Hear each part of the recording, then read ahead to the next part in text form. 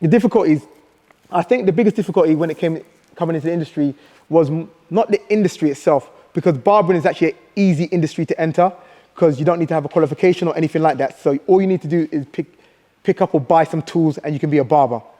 I think the biggest difficulty for me was when I was opening up my own shop.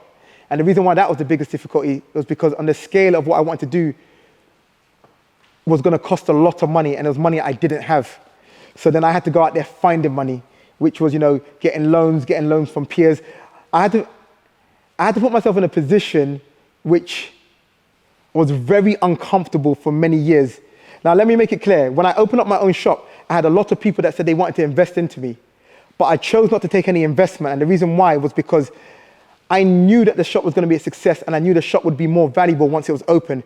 A lot of people, like when I'm telling a lot of people, I'm talking about a lot of the names which I mentioned asked to invest into my business. And a lot of people would have been like, well, if all these celebrities want to invest into your business, why not connect with them? And I was just like, well, one, because I know the value of my business and I know what it's going to be.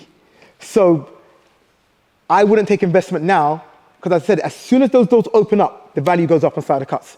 So people were trying to get in there early. So I decided to say, no, I'm going it by myself. So I just need to get loans out. And for that reason, I had to get loads of loans. I had to pay high interest rates on loans. Like, it doesn't even matter about the figures, but the interest I paid was so high, it was actually ridiculous. But for me, it was worth it to keep 100% of my business.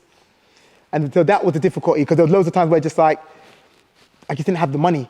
So I had to go be like, okay, can you borrow me £10,000? I'll get the money back to you then, and I'll give you back an extra £1,000 or £2,000. I need £50,000. I need £100,000, and all that kind of stuff there. So that was the difficulty for me.